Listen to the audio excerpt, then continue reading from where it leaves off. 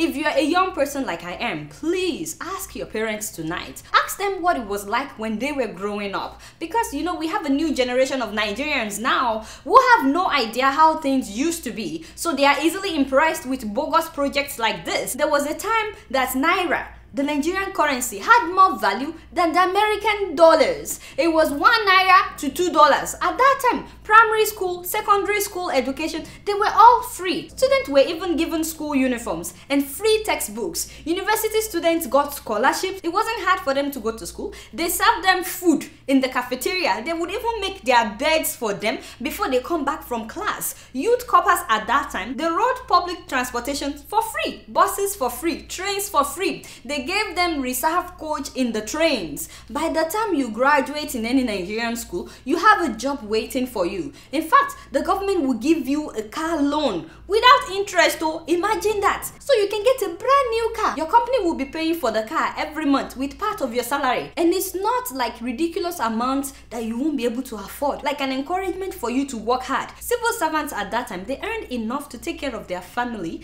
and build their own house. There was nothing like 419 in Nigeria until recent decades. The roads were good. Nigeria was on the path of becoming a great nation. People actually respected Nigerians all over the world. In case you've not seen this video, this is Nigerian Prime Minister visiting the US.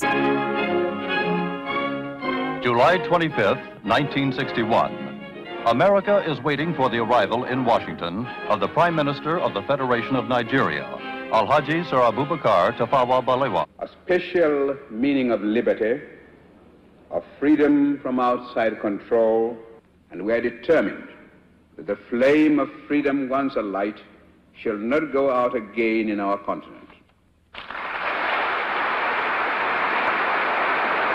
You see what I mean? What happened between then and now? Indians were coming to Nigeria to work and make money and send it back home because our currency was so strong. South Korea was borrowing money from Nigeria. You know, the same way that we are now borrowing money from China. People used to borrow money from Nigeria then. And please, please, please don't say that it's only because of military intervention that is why we are where we are. No, that's part of it. But even that is not an excuse. There are many countries today that were developed by military dictators. Japan used to be worse than Nigeria. But when this man took over power, even though he was a dictator, do you know that he transformed Japan to become one of the strongest countries on earth? In fact, they went to war with the US. This was not a democratic government. They used to be very poor in Singapore. It was also transformed by a dictator. I saw some before and after pictures of Singapore recently. This was their national stadium in 1973. Take a look at how the thing looks like right now.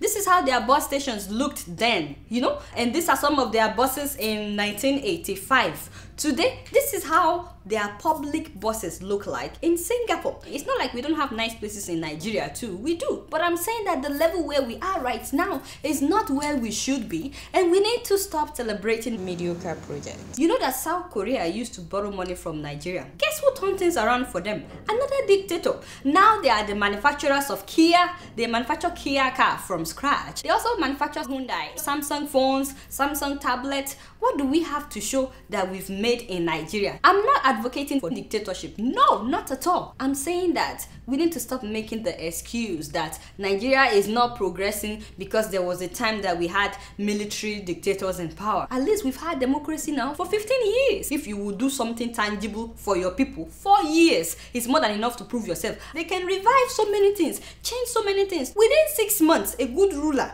will turn things around in Nigeria.